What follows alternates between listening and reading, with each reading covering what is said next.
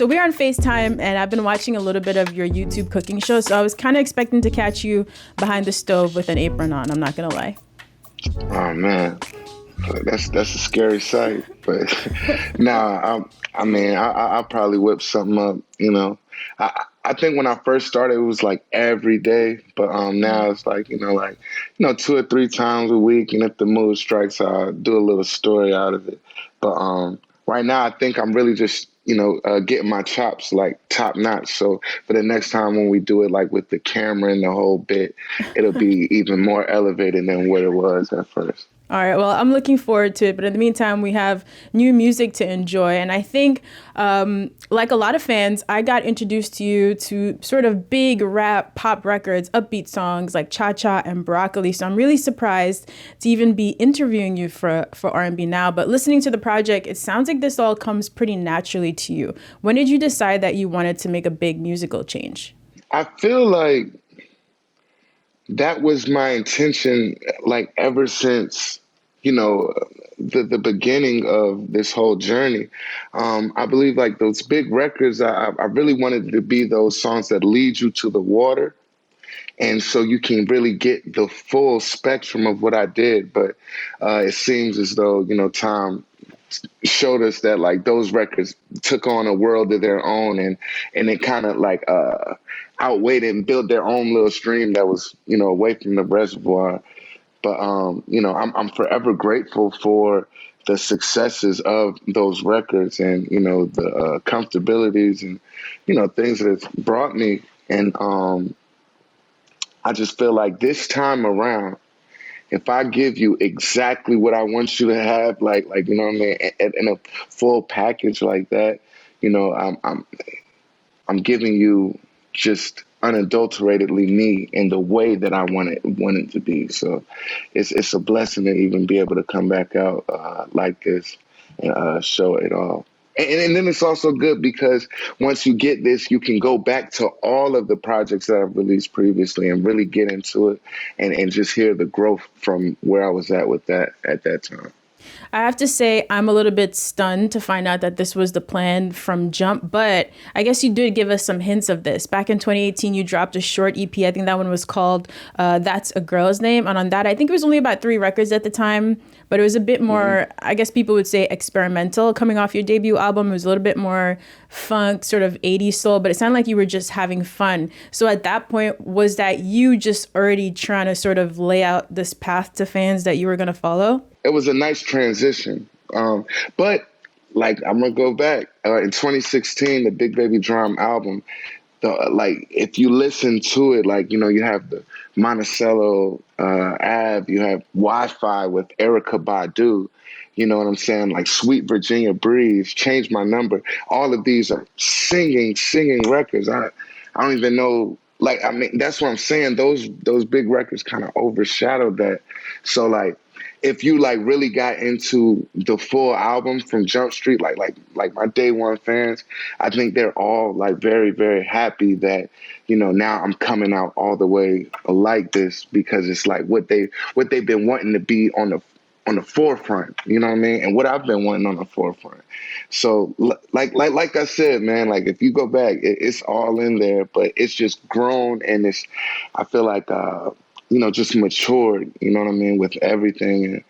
And yeah, it's still a shock to a lot of people I know, you know what I mean? But in a That's positive where I way. want it. Because I think if the music sounded weird or forced, then it would be even more confusing. But listening to the album, I was like, okay, it sounds like he's been doing this, and I'm just sort of, late catching on. So, you could have also kept the name Drum if you wanted, right? And just put out the album that you finally wanted to make. But why did you decide to do the name change, and not just a name change? You didn't go with another pseudonym. You went with your actual government name. Why?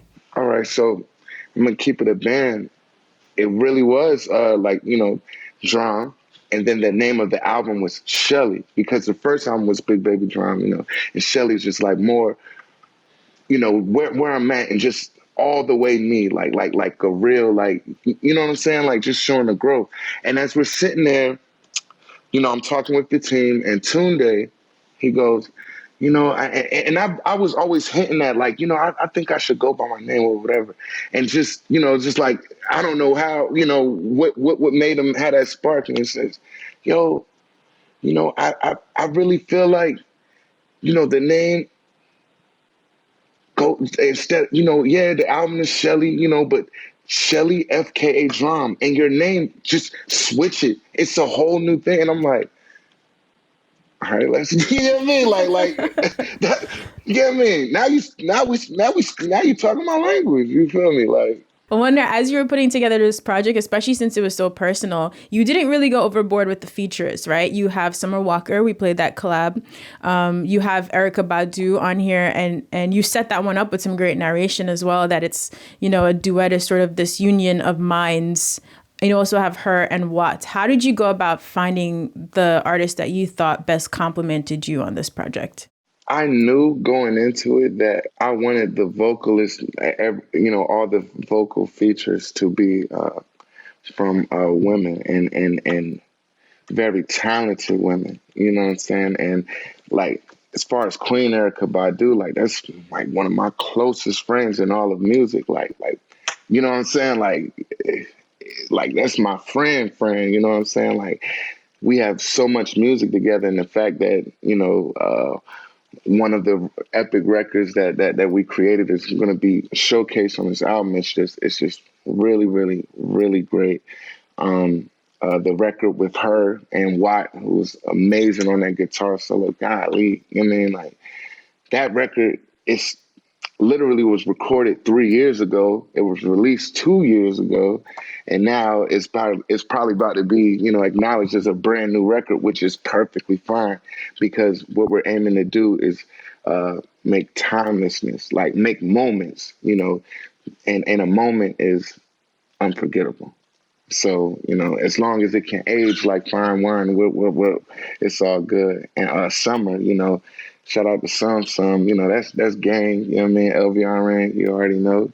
And just hearing the record, the song was done for such a long time, and it was just like, you know what?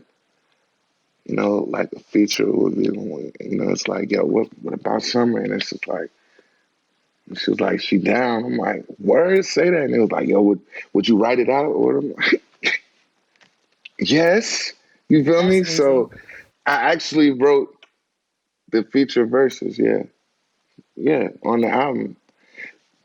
She switched a few words around for the her part on the laydown, but it was to make it make sense, because at first it was just like my full thing, like, and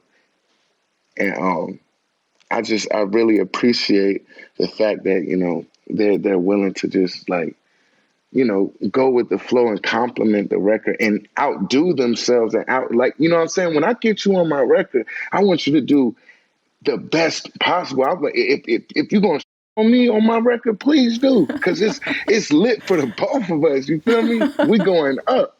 You know what I mean? Like, so that's what I strive for. And I feel like they provided that. So, man, it's great. I couldn't be more ecstatic for this body of work, and it's just the first episode. Like, that's what's even better. I'm not about to drop this and go back into the shadows like I did, previously or whatever.